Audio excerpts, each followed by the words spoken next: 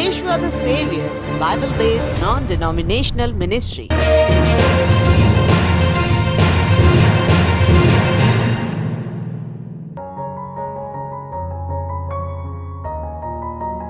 चलिए तो हम चलते हैं आगे। तो हमने पहले सवाल का जवाब अच्छी तरह से पा लिया। मैं चाहूंगा, आशा करता हूं कि आप लोग समझ गए होंगे। अब चलते हैं दूसरे पॉइंट की तरफ, दूसरे बिंदु की तरफ, दूसरे पॉइंट और दूसरे बिंदु की तरफ पढ़ते हैं। परमेश्वर ने इस्राएलियों को प्रतिज्ञा का देश क्यों दिया? अब चुन लिया तो वो कहीं भी रह सकते थे, कोई दिक्कत। चुन लिया तो वो कहीं भी रह सकते थे, चुन लिया तो कहीं भी रह सकते थे, लेकिन परमेश्वर ने इस्राएलियों को एक प्रतिज्ञा का देश क्यों दिया? क्यों दिया? परमेश्वर ने इस्राएलियों को प्रतिज्ञा का देश क्यों दिया? उन्हें वो देश देने की जरूरत क्या थी? उन्हें वो देश देने की जरूरत क्या थी? मेरे प्यारे भाई बहनों, जब हम निर्गमन 34वां अध्याय उसके हम यहां 10वें वचन से लेकर 17वें वचन तक पढ़ते हैं, बड़े ध्यान से आप भी पढ़ लीजिएगा और या फिर सुन लीजिएगा कि क्या कारण था परमेश्वर ने उन्हें प्रतिज्ञा का देश दिया। देखिए यहां पर लिखा है, उसने कहा, सुन मैं एक वाचा बांधता हूं, तेरे सब लोगों के सामने मैं ऐसे आश्चर्य कर्म करूंगा जैसा पृथ्वी पर और सब जातियों में कभी नहीं हुए। यह बात परमेश्वर वाचा के रूप में इस्राएलियों से कह रहे हैं। सुन मैं एक वाचा बांधता हूं, तेरे सब लोगों के सामने ऐसे आश्चर्य कर्म करूंगा जैसा पृथ्वी पर और सब जातियों में कभी नहीं हुए, और वे सारे लोग जिनके बीच में तू रहता है यहोवा के कार्य को देखेंगे, और क्योंकि जो मैं तुम लोगों के लिए करने जा रहा हूं वो भयंकर काम है। क्या है? भयंकर काम है, बड़ा ही भयानक काम है। जो आज्ञा मैं आज तुम्हें देता हूं तुम लोग मानना। देखो मैं तुम्हारे आगे से अमोरी, कनानी, हित्ती, परिजी, हिब्बी और यबूसी लोगों को निकालता हूं। यानी कि उस इजराइल देश में जो पहले कनान का देश कहा जाता था उसमें ये सारी जातियां रहती थी। परमेश्वर कहते देखो इन सबको मैं निकाल दूंगा, इन सबको मैं तुम्हारे बीच में से निकाल दूंगा। इसका बड़ा है, ध्यान से आप इस वचन को सुनिए। इसलिए सावधान रहना, बस यहां पर यहीं से सुनिए। इसलिए सावधान रहना कि जिस देश में तू जाने वाला है, इस्राएल में मैं तुझे ले जाने वाला हूं, उनके निवासियों से वाचा ना बांधना, कहीं ऐसा ना हो कि वह तेरे लिए फंदा ठहरे। क्या?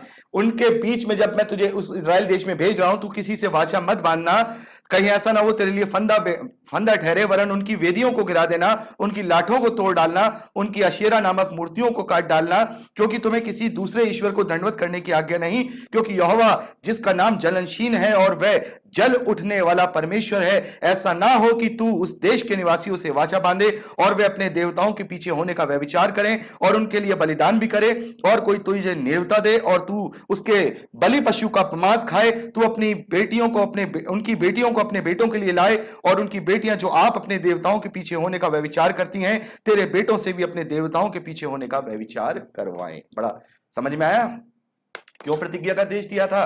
क्योंकि अगर परमेश्वर उन्हें एक अलग देश नहीं देता, क्योंकि परमेश्वर उन्हें एक अलग देश नहीं देता तो वो फिर से मिक्सअप हो जाते। यहां क्या लिखा है?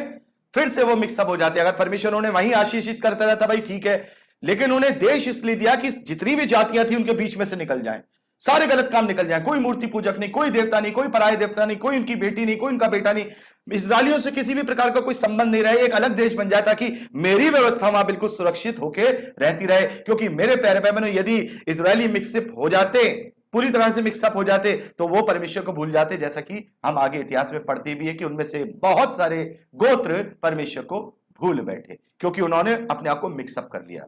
आप इंडिया में भी देखते हैं ना, इंडिया में भी अगर आज हम अपने बच्चों को ये वचन की रोशनी देना छोड़ दें तो क्या होगा? धीरे धीरे वो इंडिया के परिवेश में जो है उसी में ढल जाएंगे, चाहे हम किसी भी देश में चले जाएं। तो परमेश्वर ने यह देश इसलिए दिया कि एक देश मैं तुम्हें दूंगा प्रतिज्ञा का, ताकि समयों के प्रबंध होने पर, यानी कि जब मैं अपने पुत्र को भेजूं, जब तक मेरी बात तुम लोग संजो के रखो, मेरे नाम को संजो के रखो, मेरी व्यवस्था को संजो के रखो, और मेरी व्यवस्था को संजो के रखो, और तुम जान पाओ कि कौन परमेश्वर यहोवा है। अगर मान लीजिए यहां पर परमेश्वर ने क्या कहा, तुम वहां से उन्हें पूरी तरह से निकाल देना, वो देश में तुम्हें ऐसा दे रहा हूं कि जिसमें तुम ही रहोगे, सिर्फ तुम ही रहोगे, कोई जाति तुम्हारे साथ नहीं रहेगी, क्योंकि अगर तुम्हारे साथ वो रही तो तुम्हें वो नेवता देगी, नेवता देगी तो तुम उनके घर जाओगे, उनकी जैसी बातें करोगे, संबंध रखोगे तो अपनी बेटियों को तुम्हारे घर ब्याहेंगे, तुम्हारे घर बेटियां आएंगी तो फिर वो अपने अपने कल्चर लेके आएंगी, तो तुम्हारे बेटे उनके पीछे लट्टू होते हुए घूमेंगे और भूल जाएंगे, जैसा आज मसीह विश्वासियों में हो रहा है।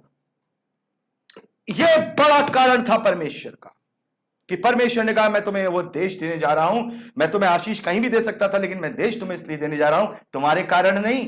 परमेश्वर ने वचन में कहा है इस्राएली से कि मैंने तुम्हारे कारण से ये नहीं दिया, मेरी योजना थी जो मैंने ये दिया है। तुम्हारे बाप दादाओं से मैंने जो प्रतिज्ञा की थी, इसकी वजह से मैंने तुम्हें देश दिया है। तो परमेश्वर ने उन्हें एक प्रतिज्ञा का देश इसलिए दिया ताकि उस प्रतिज्ञा के देश में ही वो अपने इकलौते पुत्र हमारे उद्धारकर्ता प्रभु यीशु मसीह को भेजेगा। क्योंकि अगर वो इंडिया में आ जाता या फारस में आ जाता या चाइना में आ जाता या किसी और देश में आ जाता, अफ्रीका में आ जाता, तो कौन जानता था उसे?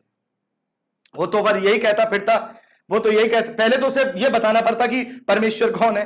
पहले तो उसको केवल यह प्रचार करना पड़ता, भाई ये मूर्ति पूजा मत करो, ये मूर्ति पूजा मत करो, परमेश्वर एक है, यहोवा है। फिर उसको यह प्रचार करना पड़ता कि देखो मैं उसका पुत्र हूं। आप समझ रहे हैं? अगर इजरायली जाति नहीं होती, अगर वो किसी और जगह देदारी होता, तो उससे पहले एक परमेश्वर का प्रचार करना पड़ता, उसके लिए जीवन निकल जाता उसका। तो कहां से वो फिर ये सब बातें करता? तो परमेश्वर को एक जाति की जरूरत थी, एक देश की जरूरत थी, एक जगह की जरूरत थी जहां पर बनाया। परमेश्वर सारी योजना देखिए पूरी कर रहा है कि सारी चीजें पहले से बनी बनाई हो। यहोवा को जानने वाले हो, यहोवा के नाम को जानने वाले हो, परमेश्वर को जानने वाले हो, एक परमेश्वर को जानने वाले हो, इब्राहिम को जानने वाले हो। तब प्रभु कहे, तब मेरा जो इकलौता पुत्र है, जो मेरा वचन परमेश्वर है, वो लोगों के बीच में जाकर प्रचार करे, देखो जिसकी प्रतिज्ञा परमेश्वर ने तुमसे की थी, उस मसीहा की वो मैं हूं। उनमें से भी क्या हुआ? उनमें से भी सभी यहूदियों ने फिर भी विश्वास नहीं किया। देखिए, परमेश्वर को जानने के बावजूद, इतनी सारी भविष्यवक्ताओं की बातें होने के बावजूद भी परमेश्वर पर उन्होंने, प्रभु यीशु मसीह पर विश्वास नहीं किया। थोड़े ही थे जिन्होंने प्रभु पर विश्वास किया, थोड़े ही तो थे।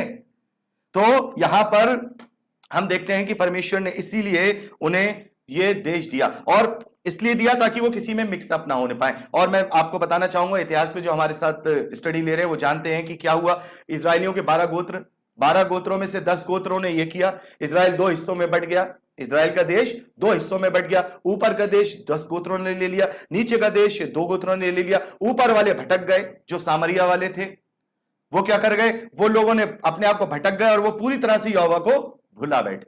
लेकिन नीचे वाले जो यहूदा के गोत्र के और ब्यानमीनी गोत्र के थे और जो लेवीय लोग थे, उन्होंने परमेश्वर को बचाए रखा, और तब तक बचाए रखा तब तक प्रभु यीशु मसीह का देहधारी होना इस धरती पर नहीं हो गया। और उसका मुख्य कारण यह था कि दाऊद ने बहुत अच्छा शासन और बहुत अच्छी शिक्षाएं उन लोगों को वहां पर दी थी, जो कि हम भजन संहिता में पढ़ते हैं। तो आगे बढ़ते हैं मेरे प्यारे भाई बहनों, तीसरे सवाल की ओर। तीसरा पॉइंट यह है कि अब प्रतिज्ञा का देश तो दे दिया गया, व्यवस्था क्यों दे दी? प्रतिज्ञा का देश दे दिया, ठीक है भाई, इसलिए दे दिया गया भाई ये एक जगह एक सुरक्षित होकर रहे, ये मिक्सअप ना हो किसी में। तो व्यवस्था क्यों दी गई और व्यवस्था क्या है? जो व्यवस्था दी गई वो व्यवस्था क्या है? और शुद्ध अशुद्ध के नियम भी क्यों दिए गए? अब हम देख रहे हैं मसीह विश्वासियों में तो प्रभु कहते हैं अरे ये कुछ नहीं होता, जो मुंह में जाता है नीचे संडास से सुबह निकल जाता है, कोई हमारे पेट में नहीं, हमारे पेट में जाता है, हमारे मन में नहीं। प्रभु कह रहे हैं सब कुछ शुद्ध है। मरकुस रचित सुसमाचार में पढ़ते हैं हम कि प्रभु कह रहे हैं सब कुछ शुद्ध है, और परमेश्वर ने यहां शुद्ध अशुद्ध ठहरा दिए, इजरायलियों के ऊपर बहुत सारी चीजें कर दी। तो ये क्यों करी परमेश्वर ने? इसमें क्या योजना थी परमेश्वर की? इसमें क्या योजना थी परमेश्वर की? मेरे प्यारे भाई बहनों, इस सवाल में 3 पार्ट है। पहला, व्यवस्था क्या है, दूसरा क्यों दी गई, और तीसरा, शुद्ध और अशुद्धता के नियम क्या है। तो पहले पार्ट की हम बात करेंगे, व्यवस्था क्या है। मेरे प्यारे भाई बहनों, व्यवस्था वो विधि विधान है, वो नियम कायदे कानून है जिनके अनुसार इजरायलियों को चलना है, और उनके पापों की क्षमा और प्रायश्चित और अपने जीवन को कैसे जीना है, यह पूरा एक लिखित रूप में एक कानून है, इसे हम व्यवस्था कहते हैं। और लय व्यवस्था उसका 17वां अध्याय और उसके 11वें वचन में परमेश्वर कहते हैं, क्योंकि शरीर का प्राण लहू में रहता है और उसको मैंने तुम लोगों को वेदी पर चढ़ाने के लिए दिया है कि तुम्हारे प्राणों के लिए प्रायश्चित किया जाए, क्योंकि प्राण के कारण लहू से ही प्रायश्चित होता है। तो इस व्यवस्था में यह सिखाया गया कि बलिदान और विधि के द्वारा तुम्हारे पापों की क्षमा होगी। जब लहू बहाओगे, किसका लहू? पशुओं के बलिदान के द्वारा लहू बहाकर जब वो चढ़ावा करोगे तो उस लहू के द्वारा तुम्हारे पापों का प्रायश्चित होगा। यह व्यवस्था में मेनली बात सिखाई गई है कि तुम्हारे पापों का प्रायश्चित कैसे होगा। आगे हम दूसरे जवाब की तरफ जाएंगे। दूसरे जवाब ये क्यों दी गई? इसलिए दी गई कि प्रभु यीशु मसीह के बलिदान के महत्व को अच्छी तरह से समझने पाए। अगर देखिए, पहले उन्हें समझाया कि देखो पशुओं व्यवस्था में क्या दिया, व्यवस्था में दिया कि भाई तुम पाप बलि करोगे, होम बलि करोगे, याजक तुम्हारे लिए प्रायश्चिताप करेगा, याजक प्रायश्चिताप करके तुम्हारे लिए प्रायश्चित करेगा तो तुम्हारे पापों की क्षमा हो जाएगी। इस प्रकार से एक लहू का पलटा एक लहू के द्वारा चढ़ा करके तुम्हारे पापों की क्षमा हो जाएगी। ये इसीलिए परमेश्वर ने दी। क्यों दी हम देखना, इसलिए परमेश्वर ने दी कि परमेश्वर उन्हें बता सके, देखो ये जो मैंने तुम्हें दिया था ये केवल एक प्रतिरूप था, केवल एक फोटोकॉपी थी। मैंने तुम्हें एक प्लान दे दिया था, ये प्लान था, लेकिन असली स्ट्रक्चर में अपने इकलौते पुत्र के द्वारा पूरा करूंगा। पशु तो एक केवल छाप था, बलिदान तो केवल एक छाप था, केवल एक फोटोस्टेट कॉपी थी। असली बलिदान की जो प्रभु यीशु मसीह के द्वारा होने वाली थी, इसलिए ये दे दिया गया था। क्योंकि अगर मान लीजिए आज तो हम नहीं समझ पाते हैं, मसीह विश्वासियों में से 90% नहीं समझ पाते हैं कि बलिदान से कैसे क्षमा होती है, तो छोड़िए, वो यहूदी जानते थे कि जब हम बलि चढ़ाते हैं तो हमारे पापों की क्षमा होती है। तो वो जो समझदार थे वो समझ गए कि हाँ, परमेश्वर तो ये कहता है कि बलि चढ़ाने से प्रायश्चित होता है, लेकिन इस बलि के द्वारा तो हमारा प्रायश्चित हो नहीं सकता था। इसलिए यहोवा ने अपने इकलौते पुत्र को भेजकर निष्कलंक बलि चढ़ा दी कि हमेशा के लिए पापों का क्या हो सके, छुटकारा हो सके। तो इसलिए दी कि इस व्यवस्था को वो मानते रहें। जब प्रभु बलिदान करें तब पौलुस जैसे, पतरस जैसे, याकूब जैसे उसके चेले लोगों को समझा सकें कि देखो परमेश्वर 1400 साल से तुम्हें ये आदेश देता रहा और तुम्हारे पाप इसी से क्षमा होते रहे, लेकिन ये असली नहीं था, ये केवल तुम्हें समझाने के लिए क्रिया दी गई थी ताकि असली क्रिया को तुम समझ नहीं पाओ। आइए इसको हम अच्छी तरह से समझेंगे। समय की तरफ हम आज ध्यान ज्यादा देंगे नहीं। इस बात को हम देखिए इब्रानियों की पत्री में बहुत अच्छी तरह से पढ़ते हैं। 8वें 9वें अध्याय को आप जब पढ़ेंगे तो बहुत ही अच्छी तरह से आप समझने पाएंगे, जहां पर यह बताया गया है। देखिए 9वें अध्याय को जब हम पहले वचन से लेकर के 10वें वचन तक पढ़ते हैं तो यहां पर उस व्यवस्था की बातों को बताया गया है। इब्रानियों 9वां अध्याय पहले वचन से लेकर 10वें वचन तक यहां पर यह बताया गया है। यहां पर सब बातें बताई गई कि भाई कैसे कैसे जो याजक हैं वो चढ़ाते हैं, चढ़ावा चढ़ाते हैं, कैसे बलि चढ़ाते हैं, कैसी सारी चीजें होती हैं। आप इसको पढ़ लीजिएगा, मैं यहां पढ़ूंगा नहीं। यहां पर मेरे प्यारे भाई बहनों, मैं जो पढ़ूंगा वो 9वें और 10वें वचन को पढ़ूंगा। 9वें और 10वें वचन को पढ़ूंगा। इब्रानियों 9 उसका 9वां और 10वां वचन। मेरे प्यारे भाई बहनों, यहां पर देखिए, यहां लिखा है ये तंबू वर्तमान समय के लिए दृष्टांत है। बस ये तंबू वर्तमान समय के लिए दृष्टांत है। वो व्यवस्था के बलि विधान आज के समय के लिए दृष्टांत यानी उदाहरण मात्र है। तो व्यवस्था क्या थी? केवल उदाहरण थी। किस चीज का? असली का। किस चीज का? असली का उदाहरण थी।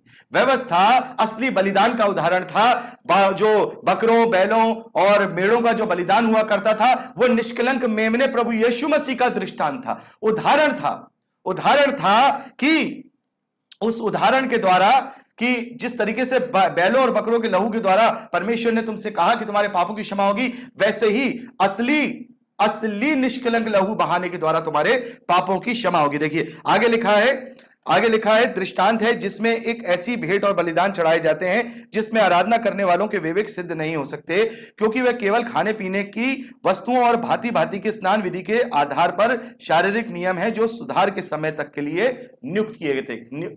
इस वचन को ध्यान से पढ़िए, जो कि सुधार के समय तक के लिए यानी असली समय तक के लिए नियुक्त किए गए थे। तो ये व्यवस्था क्यों दी गई थी? परमेश्वर ने क्यों दी? ये बलि विधान, ये सारी चीजें क्यों दी? इसलिए दी कि समयों के प्रबंध पूरे होने पर, जब तक ये परमेश्वर ने नियुक्त कर दिया कि इजरायलियों तुम ये करते रहो, क्योंकि जब मैं तुम्हें लहू के महत्व का, बलिदान के महत्व को मैं तुम्हें समझाऊं और जब मैं तुम्हारे लिए बलिदान करूं अपने बेटे को, जब तुम्हारे पापों की क्षमा के लिए जब वो बलिदान करे अपने आप को तुम्हारा उद्धार करता, तब तुम समझ नहीं पाओ कि जो अब तक हम करते आए थे वो केवल एक उदाहरण था, ये समय तक नियुक्त करने के लिए था। असली तो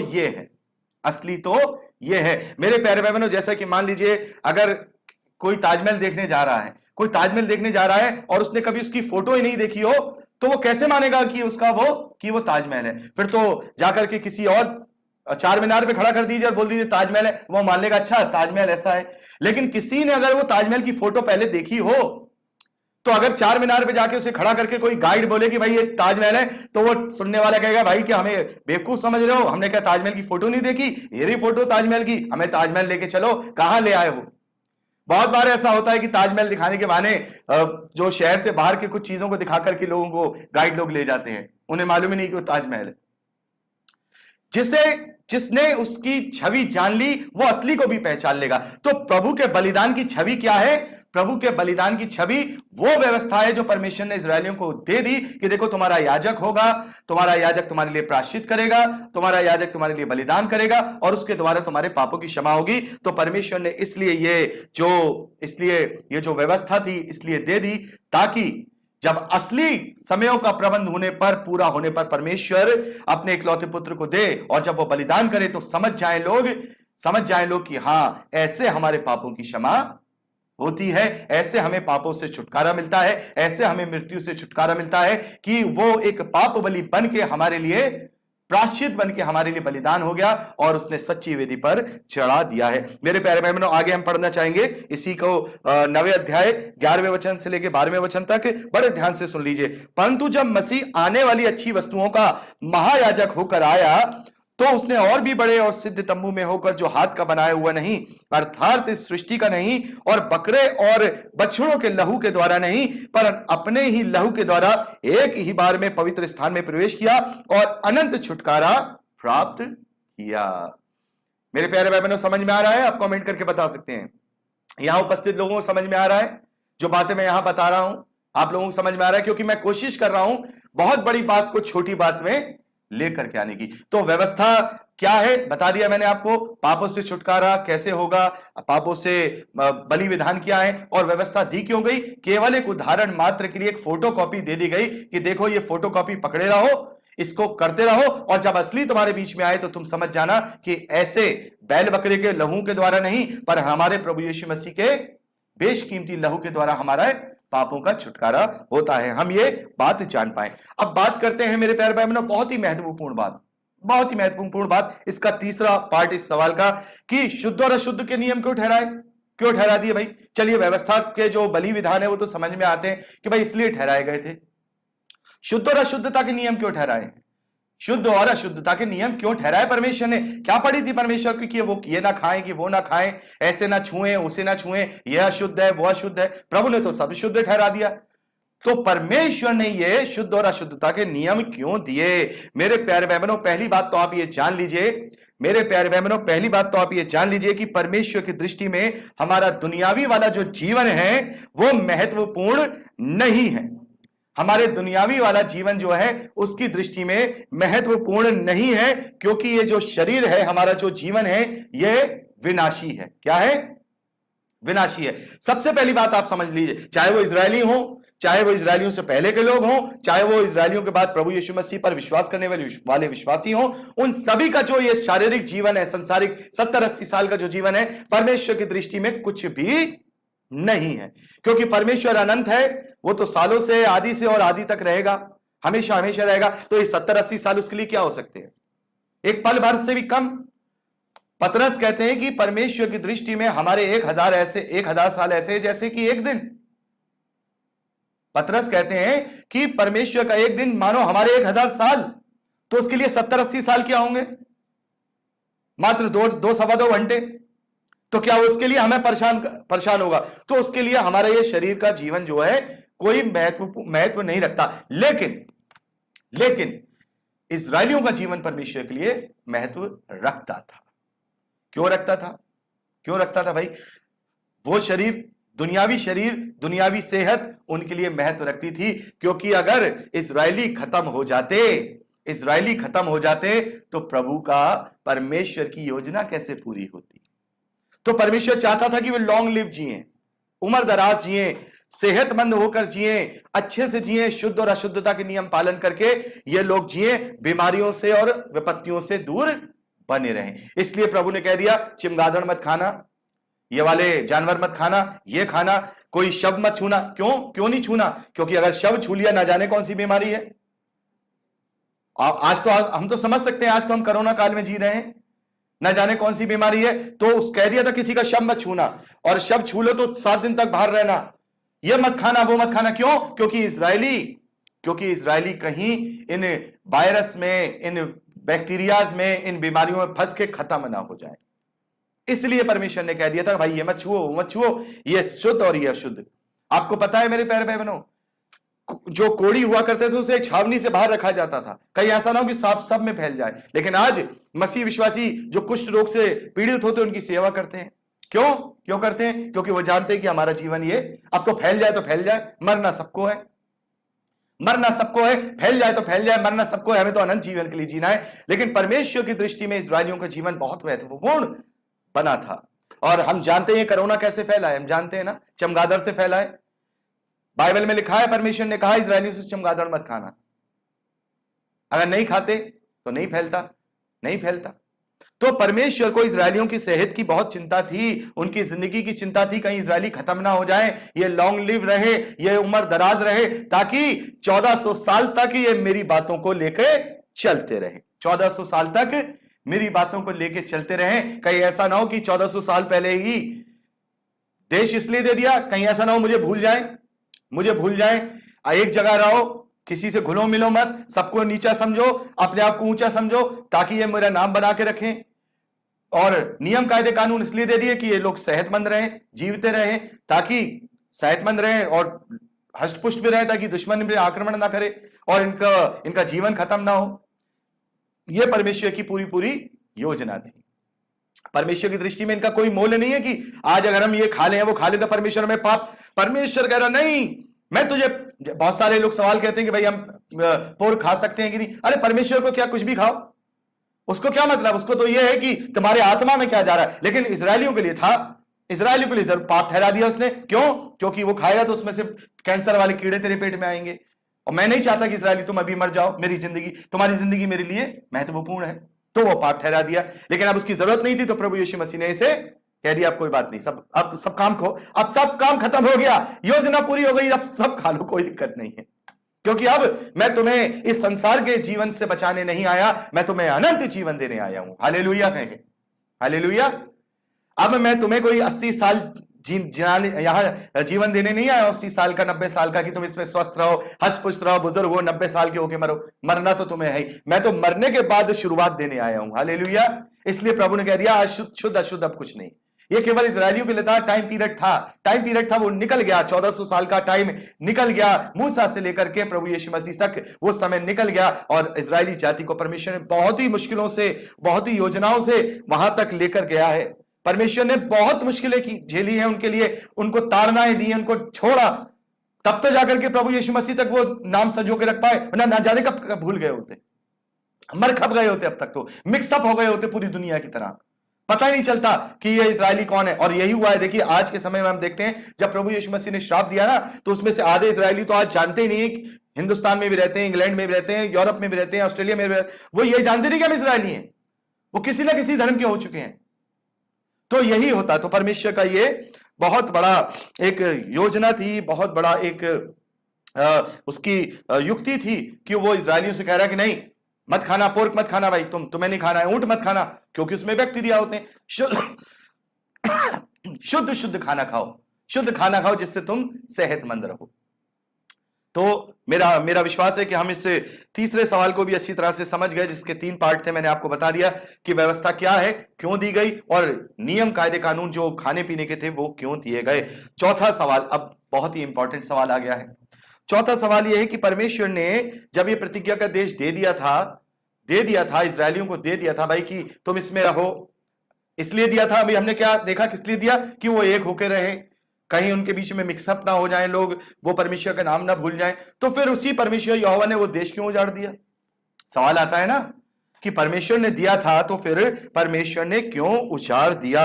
मेरे प्यारे भाई बहनों, इसका आंसर यह है कि परमेश्वर ने यदि इजरायलियों को उत्तम से उत्तम आशीषें दी हैं, तो आशीषें ठहराई हैं, तो भयानक दंड भी ठहराया है। क्या ठहराया है?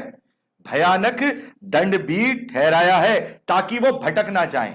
मेरे प्यारे भाई बहनों, अगर ये दंड परमेश्वर ने इजरायलियों को, आज मेरे और आपके लिए दंड नहीं ठहराए हैं, इजरायलियों के लिए ठहराए, तो बड़ी खतरनाक दंड, ऐसे भयानक दंड अगर आप पढ़ेंगे ना, व्यवस्था विवरण 28वां अध्याय पढ़िए, आशीषें, पहले आशीषें लिखी है, फिर दंड लिखे हैं पूरे अध्याय में। आप पढ़ के आपकी रूह कांप जाएगी। ऐसे भयानक दंड परमेश्वर ने, कुछ बातें हम यहां पढ़ेंगे भी, ऐसे भयानक दंड उनके लिए ठहराए। क्यों ठहराए? क्यों इतने बड़े बड़े दंड ठहराए? क्यों ठहराए? ताकि जब इजरायली भटके तो पड़े चमाटा एक परमेश्वर का, तो वापस आ जाए लाइन में। यही तो होता रहा प्रभु यीशु मसीह तक, मूसा से लेकर प्रभु यीशु मसीह तक यही होता रहा मेरे प्यारे बहनों। परमेश्वर उन्हें बचाता रहा। जैसे ही उन्होंने परमेश्वर को छोड़ा तो परमेश्वर ने भी उन्हें छोड़ा और विपत्ति में डाला। कुछ लोग डरे, वापस प्रभु हे प्रभु करने लगे, व्यवस्था का पालन करने लगे, प्रभु का नाम जानने लगे, परमेश्वर ने उन्हें वापस छुड़ा लिया।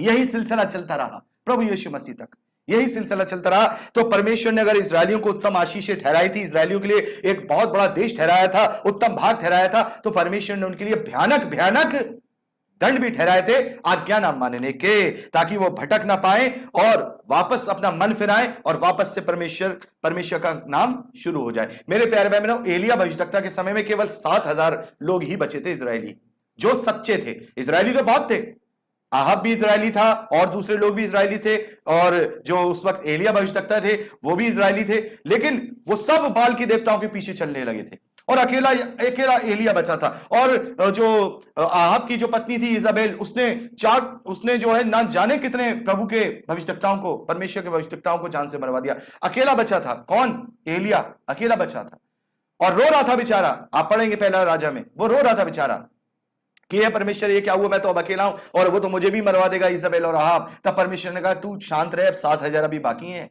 उन 7,000 से फिर परमेश्वर ने बना दिया। तो परमेश्वर ये करता रहा। और देखिए मैं आपको बताना चाहूंगा, कुछ हम बात पढ़ेंगे व्यवस्था विवरण उसका 28वां अध्याय, व्यवस्था विवरण उसका 28वां अध्याय, और उसके हम 58वें वचन से लेके 61वें वचन तक पढ़ेंगे। यही सुन के आप देखिए कैसे कांप जाएंगे कि कितनी परमेश्वर ने भयानक इन्हें दंड के लिए कहा था। देखिए यहां पर परमेश्वर कहते हैं, यदि इज़राइल तू, डिटोनॉमी बेटा, डिटोनॉमी 28, यदि इज़राइल, बड़े हिसाब से 58वां वचन पढ़ रहा हूं, यदि तू इन व्यवस्था के सारे वचनों का पालन करने में जो इस पुस्तक में लिखे हैं चौकसी करके उस आदरणीय और भाग्ययोग्य नाम का जो यहोवा तेरे परमेश्वर का है भय ना माने, यानी साफ तौर पे सिंगल बात करेंगे, क्या है कि अगर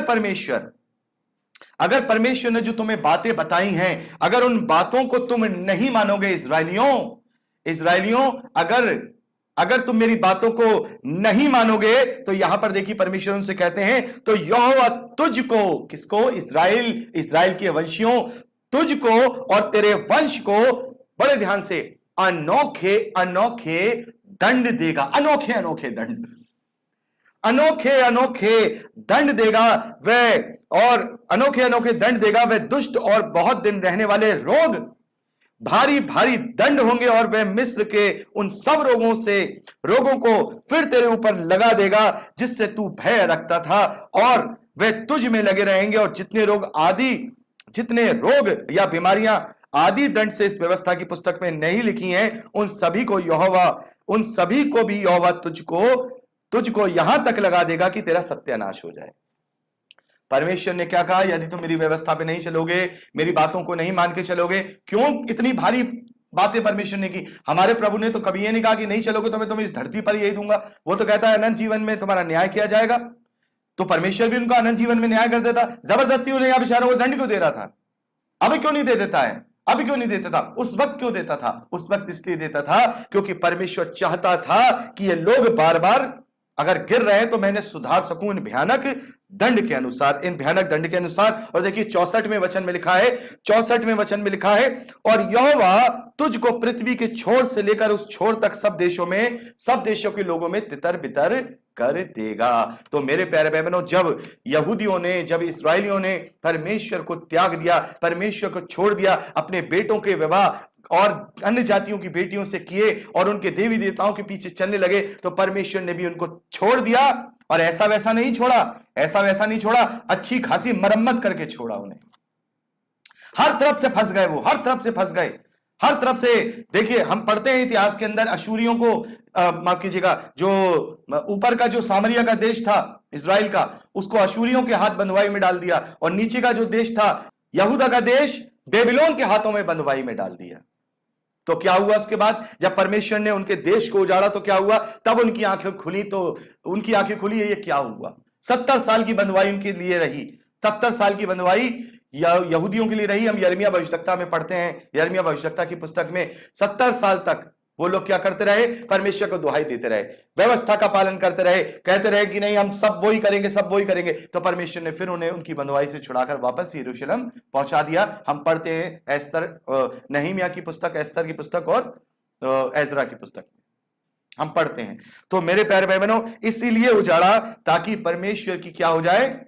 परमेश्वर की जो डर है उनके पर काबू रहे, बना रहे, और वो वापस अपना मन फिराए। मेरे प्यारे भाई बहनों, हम देखते हैं कि इस प्रकार से परमेश्वर उन्हें ताड़ना देता रहा और वो अपने आप को सुधारते रहे। ये बात हम न्यायों की पुस्तक में पढ़ते हैं। न्याय की पुस्तक में आप जब पहले अध्याय को पढ़ेंगे ना, तो वहां पर ये बात साफ तौर पे लिखी हुई है कि इजरायली इतने ज्यादा ढीठ थे, इतने ज्यादा कुड़कुड़ाने वाले थे कि परमेश्वर इतनी मार मारता था, उन्हें इतनी मार मारता था, लेकिन उसके बावजूद जैसे ही परमेश्वर उन्हें मारता, वो गिड़गिड़ाते, हे प्रभु यहोवा हमें क्षमा कर, हे यहोवा हमें क्षमा कर। परमेश्वर फिर उनको क्या कर देता था? खड़ा कर देता था, एक न्यायी भेज देता था, कुछ भी कर देता था।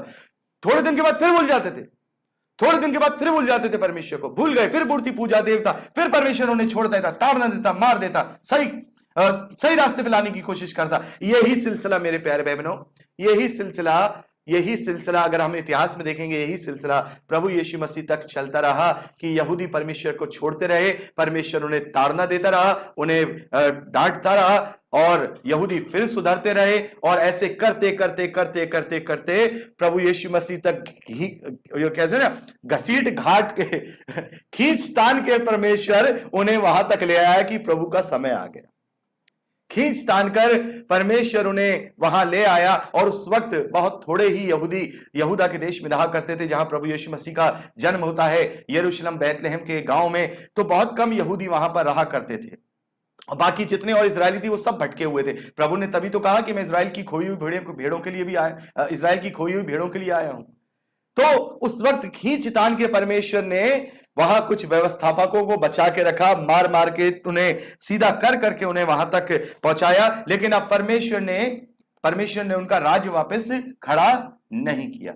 उसका भी एक कारण था, वापस राज्य खड़ा नहीं किया। एक बार जब राज्य हट गया, आज से 2500 साल पहले, और बेबीलोन के राजा नबूकदनेस्सर ने मंदिर को तोड़ दिया, सब कुछ कर दिया, तो परमेश्वर ने वापस एजरा, नहमीया के नेतृत्व में, जरुब्बाबेल के नेतृत्व में वापस भले ही यरूशलेम पहुंचा दिया, इजरायलियों को वापस पहुंचा दिया। यिर्मयाह भविष्यवक्ता, एजरा, नहमीया और एस्तर में हम पढ़ते हैं, वापस तो पहुंचा दिया, लेकिन राज्य स्थापित नहीं होने दिया। क्यों नहीं होने दिया? क्योंकि राजा जब पहले राजा नहीं होते थे इजरायलियों में, जब राजा बन गए, ये शाऊल से शुरुआत हुई राजा बनने की, शमूएल तक कोई राजा नहीं होता था, केवल न्यायी होते थे। तो परमेश्वर ने दोबारा से अब राजा नहीं बनने दिया, क्योंकि उन्होंने खुद कहा कि तू हमारा राजा है।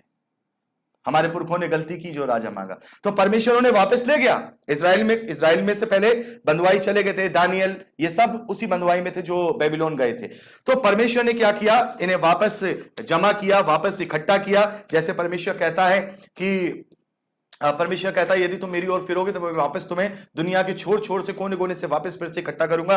तो परमेश्वर ने मंदिर का दूसरी बार निर्माण भी कराने दिया, जरुब्बाबेल के नेतृत्व में, नहमीया के समय में। और हम देखते हैं कि परमेश्वर ने शहरपनाह को भी बनवा दिया। इजराइल देश में यहूदी द्वारा बस भी गए, लेकिन कभी अपने राज्य को नहीं बसा पाए। तो यह परमेश्वर का एक बहुत बड़ा निजाम था कि जब जब वो परमेश्वर के विरोध में आते थे, परमेश्वर उन्हें ताड़ना देता, परमेश्वर उन्हें सही रास्ते पे लाता, ताकि सही समय आने पर, समय के प्रबंध पर प्रभु यीशु मसीह आए, प्रभु यीशु मसीह देधारी हो, और उसके बाद जगत के उद्धार का सुसमाचार फैलाया जा सके।